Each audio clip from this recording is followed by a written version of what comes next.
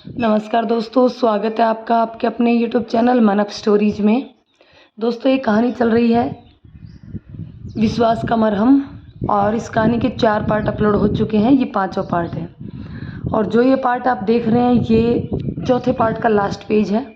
यदि आपने उस कहानी के 4 पार्ट नहीं पढ़े तो उनका लिंक नीचे डिस्क्रिप्शन बॉक्स में प्लेलिस्ट दी हुई है जिसमें चारों पार्ट आपको मिल जाएंगे, तो वहाँ जा कर के आप प्लेलिस्ट से वो चारों पार्ट पढ़ सकते हैं। तो चलिए नेक्स्ट आगे से स्टार्ट करते हैं। हाँ, क्योंकि मेरे घर मेरे अलावा मेरे डैड और एक नौकर के अलावा कोई नहीं रहता और उन दोनों के सो जाने पर हल्की फुल्की आहट सुनकर जागने की कोई चांसेस भी नहीं होते। तो मैं आज रात को ही तुम्हारे घर आ जाता हूँ, ठीक है? लेकिन 12 बजे से पहले मत आना, ओके? मैं 12:15 बजे के आसपास तुम्हें तुम्हारे घर के बाहर से कॉल करता हूँ, ओके? अब मैं अपने कैबिन में जा सकता हूँ? श्योर, बट मुझे लगता नहीं है कि आप अपना कोई भी काम कर पाएंगे। मुझे भी ऐसा ही लग रहा है, पर ट्राई करके देख लेता हूँ। Okay, as you wish. Anuradha का जवाब सुनने के बाद शिवम अपने केबिन का गेट खोलकर अंदर दाखिल हो गया। ए कुंभकर्ण की पोती, प्लीज उठ जाओ यार। शिवम ने कमरे की खिड़की से आसमान में सुबह होने से पहले नजर आने वाली लालिमा के दर्शन होते ही अनुराधा का बाजू पकड़कर उसे झंझोड़ते हुए जगाने का प्रयास किया। अरे प्लीज सोने दो यार, कहकर अनुराधा करवट बदलकर सो गई। अरे सुनो, 10-15 मिनट में सुबह होने वाली है और सुबह होने से पहले तुमने मुझे घर से नहीं निकाला तो तुम्हारे डैड जान जाएंगे कि मैं कल रात से आज सुबह तक तुम्हारे साथ तुम्हारे बेडरूम में था। ओह नो यार, ये तो मैं भूल ही गई थी कि मुझे आज सुबह होने से पहले आपकी इस घर से निकालने में हेल्प करनी है। आप 2 मिनट यहीं रुकिए, मैं देख कर आती हूँ कि रास्ता साफ है या नहीं। ओके। शिवम की सहमति मिलते ही अनुराधा कमरे से बाहर निकली और 1.5-2 मिनट बाद वापस आकर बोली, मेरा नौकर उठ गया है, लेकिन उसे मैंने पीछे वाले गार्डन से कुछ फ्लावर्स तोड़कर लाने का काम बता दिया है। वो जैसे ही बाहर निकलेगा मैं आपको बाहर निकाल दूंगी। तब तक आप मुझे ये बताइए कि कल रात हमारे बीच कुछ हुआ या हम लोगों ने ऐसे ही सोकर रात बिता दी, जैसे हम एक दूसरे के बिना भी बिता सकते थे। ऐसे ही सोकर बिताई और उसके लिए तुम रेस्पॉन्सिबल हो, क्योंकि तुम मेरे मना करने के बावजूद हद से ज़्यादा पीकर लुढ़क गई थी। सॉरी, बट आप तो होश में थे ना, तो आपने। यार, मुझे तुम्हारी बेहोशी की हालत में तुम्हारे साथ भी कुछ भी करना सही नहीं लगा, इसलिए मैं भी चुपचाप सो गया। बट डोंट वरी, मैं आज रात आकर कल रात के लॉस की भरपाई कर दूंगा। Promise promise. मेन गेट खुलने की आहट आई, मतलब मोहन घर से निकल चुका है। आइए आप भी जल्दी से बाहर निकल जाइए, कहकर अनुराधा कमरे से बाहर निकल गई। शिवम, तुम्हें इतनी बड़ी रिस्क नहीं लेनी चाहिए थी। वो कल रात अपनी कैपेसिटी से ज़्यादा पीकर नहीं लुढ़की तो तुम्हें उसके साथ वो सब करना पड़ता, जिसकी कल्पना करते हुए भी मुझे इतना बुरा लग रहा है कि इसे एक्सप्लेन करने के लिए मुझे सही शब्द भी नहीं मिल रहे। ईशा ने शिवम की बात सुनने के बाद हल्की सी नाराज़गी का इजहार किया। मैडम, मेरे पास उसके बाथरूम में हिडन कैमरा फिट करने के लिए ये रिस्क लेने के अलावा कोई और ऑप्शन नहीं था। यदि मैं दिन में किसी बहाने से उसके साथ उसके घर पर जाता तो इस बात की कोई गारंटी नहीं थी कि मैं उसके बाथरूम में वीडियो कैमरा फिट करके उसे सही सलामत वापस आ भी जाता। शिवम ने उसे समझाने का प्रयास किया। तुम्हें आज रात भी उसके घर जाना है ना?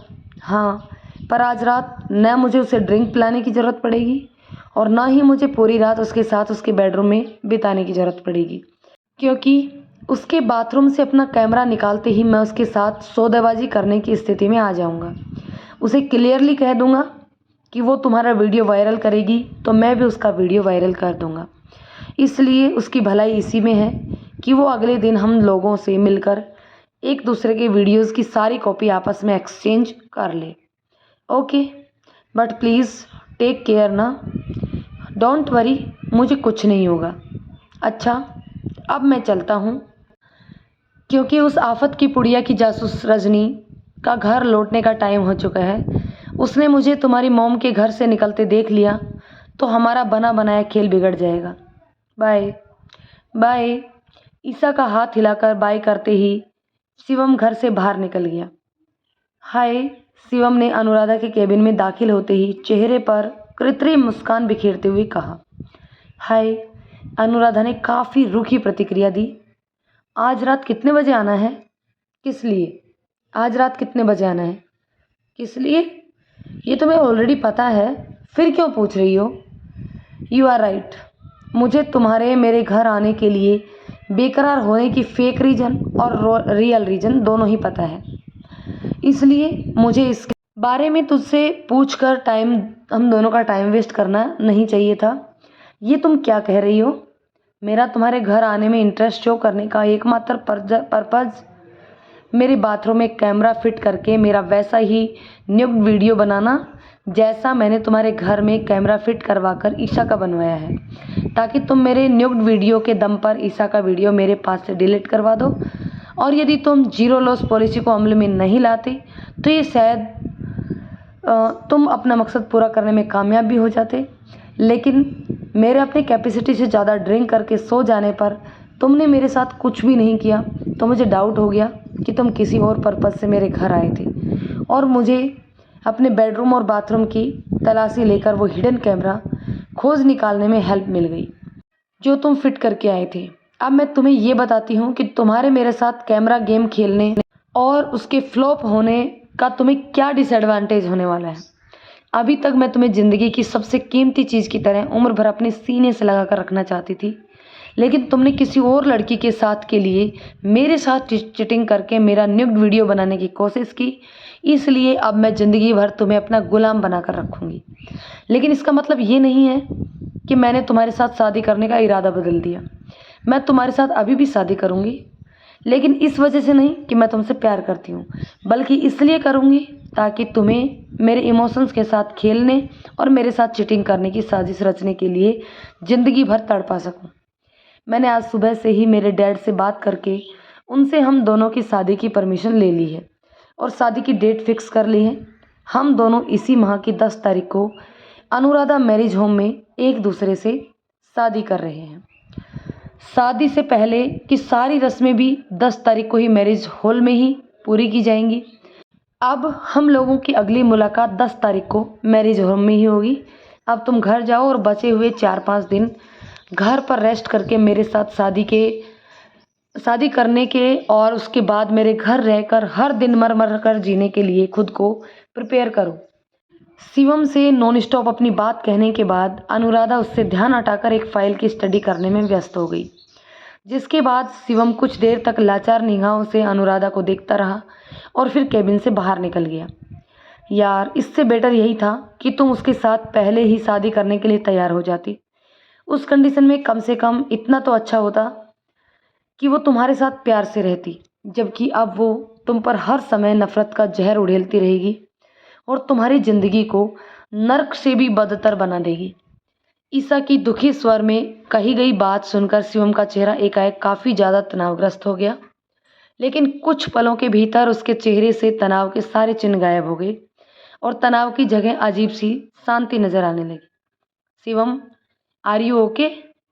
ईशा ने बेमौसम की बारिश से बदलने वाले माहौल से भी ज़्यादा तेज़ी से शिवम के चेहरे पर बदले भावों की वजह समझने का प्रयास करते हुए चिंतित स्वर में उससे सवाल किया। हाँ, मैं बिल्कुल ठीक हूँ, शिवम ने भावहीन स्वर में जवाब दिया। नहीं यार, तुम बिल्कुल भी ठीक नहीं हो, अदरवाइज़ तुम इस सिचुएशन में सडनली इतने ज़्यादा रिलैक्स नहीं होते। इट मीन्स तुम्हें लग रहा है कि टेंशन की वजह से सडनली मेरा माइंड शॉक्ड हो गया है और इस शॉक की वजह से मैं अपना मेंटल बैलेंस खो बैठा हूँ। नहीं, मुझे ऐसा तो नहीं लग रहा, पर यह ज़रूर लग रहा है कि तुम अब पूरी तरह से होपलेस हो चुके हो और तुमने तुम्हारे साथ जैसा चाहे वैसा व्यवहार करने के लिए खुद को अनुराधा के हवाले करने का फैसला कर लिया है। तुम्हारी गेसिंग एकदम करेक्ट है। मैंने मेरे साथ जैसा चाहे वैसा व्यवहार करने के लिए खुद को अनुराधा के हवाले करने का फैसला कर लिया है, क्योंकि फ़िलहाल मेरे पास इसके अलावा और कोई भी ऑप्शन नहीं है। पर मेरे पास एक ऑप्शन है। मैं अभी उस कमीनी के ऑफिस जाकर उसका गला दबा दूंगी और मेरा न्यूड वीडियो पब्लिक के सामने आने की पॉसिबिलिटी हमेशा के लिए ख़त्म करने के साथ ही तुम्हें उसके चंगुल में फंसने से भी बचा लूँगी। ईशा, प्लीज़ इस टाइप की बचकानी और गैर जिम्मेदाराना बात करके मेरा टेंशन बढ़ाने की बजाय मुझे वो करने के लिए खुशी खुशी अपनी कंसेंट देकर कोऑपरेट करो जो मैं करना चाहता हूँ, ताकि हम दोनों के सामने किसी सीरियस क्रिमिनल एक्टिविटीज़ में फंसे बिना उस शातिर लड़की के साए से मुक्त होकर एक दूसरे के साथ आराम से ज़िंदगी गुजारने का रास्ता खुला रहे। क्या तुम्हें अब भी ऐसा लगता है कि वो चालबाज लड़की सीधी तरह से तुम्हें उसके साए से मुक्त होने देगी और हम फिर भी एक दूसरे के साथ आराम से हंसी खुशी ज़िंदगी गुजारने लायक की स्थिति में आ जाएंगे? वो सीधी तरह से मुझे उसके साए से मुक्त होने का चांस देगी, इसकी तो मुझे भी काफ़ी कम पॉसिबिलिटी नज़र आ रही है। पर यह दुनिया किसी इंसान की मर्जी से नहीं बल्कि ईश्वर के बनाए नियमों से चलती है, और मुझे लगता है कि दुनिया को चलाने के लिए ईश्वर के बनाए नियमों में एक ये भी नियम शामिल है कि अति का एक न एक दिन अंत जरूर होता है। और एक नियम ये भी है कि निर्दोष इंसान को कोई कुछ दिनों के लिए परेशान कर सकता है, पर उसकी किस्मत की खुशियां हमेशा के लिए नहीं छीन सकता। इसलिए मैं फाल्गुनी को मनमानी करने के लिए भरपूर मौका देने का मन बना चुका हूँ, ताकि उसकी मनमानी को जल्दी से चरम सीमा पर पहुँचाकर अंत हो जाए और हमें दोबारा एक दूसरे के साथ सुखपूर्वक जीवन बिताने का मौका मिल जाए। तुमने जो कहा, क्या वो कभी वाकई हकीकत में तब्दील हो जाएगा? ज़रूर होगा, और ये होगा कब तक ये नहीं पता, पर होगा ज़रूर। क्या तुम कोई अनुमानित समय सीमा भी नहीं बता सकते हो? नहीं, ठीक है मत बताओ, पर जल्दी से जल्दी उस चुड़ैल की कैद से आज़ाद होकर अपनी ईशा की बाहों में आने की कोशिश करना। ओके? ऐसा तो नहीं होगा ना कि वो बिगड़ी हुई अमीरजादी अपना इरादा बदलकर तुम्हें अपने हुस्न के जाल में फंसा ले और तुम मुझे भूलकर? Isha, please trust me. ये हो सकता है कि उसका इरादा बदल भी गया और वो मुझे अपने हस्बैंड का दर्जा देकर मेरे साथ प्यार से ज़िंदगी बिताने का मन भी बना ले, पर तब भी मैं तुम्हें भूल कर उसे नहीं अपनाऊंगा, क्योंकि मेरे दिल और मेरी ज़िंदगी में कम से कम इस जन्म में तो न कोई तुम्हारी जगह ख़त्म कर पाएगा और न तुम्हारी जगह कोई ले पाएगा। Thank you so much, but मुझे हर जन्म में तुम्हारे दिल और तुम्हारी ज़िंदगी में कभी ना ख़त्म होने वाली जगह चाहिए। क्या मुझसे ये प्रॉमिस कर सकते हो कि हर जन्म में तुम सिर्फ मेरे बनोगे? मैं तुमसे मन ही मन ये प्रॉमिस पहले ही कर चुका हूँ, बट तुम चाहो तो मैं इस प्रॉमिस को बोलकर भी रिपीट कर सकता हूँ। इसकी ज़रूरत नहीं है, क्योंकि मुझे तुम पर पूरा यकीन है। थैंक्स। अब जल्दी से मेरे गले लगो और मुस्कुराकर मुझे विदा करो। शिवम की बात मानकर ईशा कुछ पलों के लिए उसके गले लगी और फिर अलग होकर शिवम की ओर देखकर मुस्कुराती हुई हाथ हिलाने लगी। लेकिन शिवम के घर से बाहर निकलते इसका चेहरा आंसुओं की बारिश में भीग गया। डियर हस्बैंड, न्यू लाइफ कैसी लग रही है? शिवम जैसे ही अनुराधा के बेडरूम में दाखिल हुआ, वैसे ही अंदर बेड पर बैठी अनुराधा ने व्यंग्यात्मक लहजे में उससे सवाल कर लिया। ठीक वैसे ही कलरफुल जैसे किसी कंगाल को बिना प्रयास किए करोड़ों का खजाना मिल जाने पर लगती है, शिवम ने भावहीन स्वर में जवाब दिया और उसके बगल में बैठ गया। हाँ यार, एक छोटे से किराए के घर से निकलकर इतने बड़े महल में आने पर किसी को भी उसकी लाइफ कलरफुल लगना तो तय है, पर मुझे मेरी लाइफ अभी भी ब्लैक एंड वाइट ही लग रही है, क्योंकि इस दुनिया में आने के बाद इस आलीशान महल में रहकर इसमें मौजूद ऐशो आराम की चीज़ों का यूज करने की आदत होने की वजह से यहाँ के अट्रैक्टिव एटमॉस्फेयर में मेरे मन को कोई भी एक्साइटमेंट पैदा होने की 1% भी पॉसिबिलिटी नहीं है। हाँ, तुम यदि मुझे अपने हाथों से 2 पैक बना कर दोगे और अपने हाथों से मेरे लिए डिनर लगा दोगे तो मुझे अपनी लाइफ सडनली कलरफुल लगने लग जाएगी। क्या तुम हमारी मैरिड लाइफ की फर्स्ट नाइट को मेरे लिए यादगार बनाने के लिए मेरी ये 2 विशेष पूरी कर सकते हो? इतना ही नहीं, तुम कहोगी तो इसके बाद भी तुम्हारी झूठी प्लेट्स भी साफ़ कर दूंगा। थैंक्स यार, you are really very sweet person, पर मेरी खुशी के लिए तुम्हें ये काम सिर्फ आज नहीं बल्कि डेली करना पड़ेगा। नो प्रॉब्लम, ये मेरे लिए खुशी की बात है। गुड, मुझे तुम्हें मेरी खुशी के लिए एक और तकलीफ़ उठानी पड़ेगी। वो भी बता दो। तुम्हें नीचे कारपेट पर सोना पड़ेगा, क्योंकि मेरी पूरी लाइफ में सिर्फ एक बार किसी के साथ मैंने अपना बेड शेयर किया, और वो कोई और नहीं बल्कि तुम हो। लेकिन इसकी वजह से मेरी इतनी इंसल्ट हुई कि मैं अब किसी के साथ जब कभी भी अपना बेड शेयर करूँगी तो मुझे वो इंसल्ट भी याद आने लगेगी। इसलिए मैंने फ़ैसला किया है कि मैं अब किसी के साथ अपना बेड शेयर नहीं करूँगी। Nice decision. क्या अब मैं तुम्हारे लिए पैक बनाने और डिनर लगाने जाऊँ? श्योर, बट इसके लिए तुम्हें कहीं जाने की ज़रूरत नहीं है, क्योंकि सामने वाले टेबल पर खाना रखा है और उसके पीछे वाली कबर्ड में वाइन की बोतल रखी हुई है। मैं वहीं जाने की बात कर रहा था।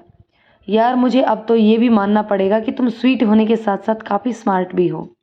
थैंक्स, भावहीन स्वर में कहकर स्वयं उस टेबल की ओर बढ़ गया जिस पर कुछ ढके हुए बर्तन और प्लेट्स रखी हुई थी।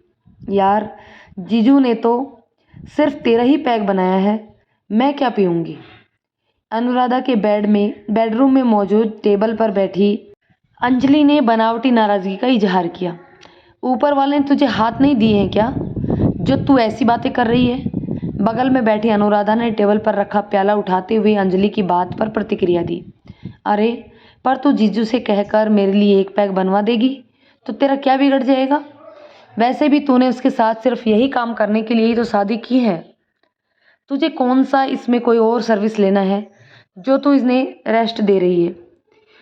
तेरी ये बात सही है कि मैंने इनसे कोई और सर्विस तो नहीं लेना है, बट ये मेरे ऑफिस के साथ साथ घर में पीए यानी कि पर्सनल असिस्टेंट है, इसलिए मैं इन्हें अपने साथ साथ किसी दूसरे को भी कोई सर्विस देने लगाऊंगी तो लोग कहेंगे कि राज गोयल की इकलौती बेटी अनुराधा के इतने दिन बुरे आ गए हैं कि वो अपने पीए से सर्वेंट का भी काम लेने लग गई है।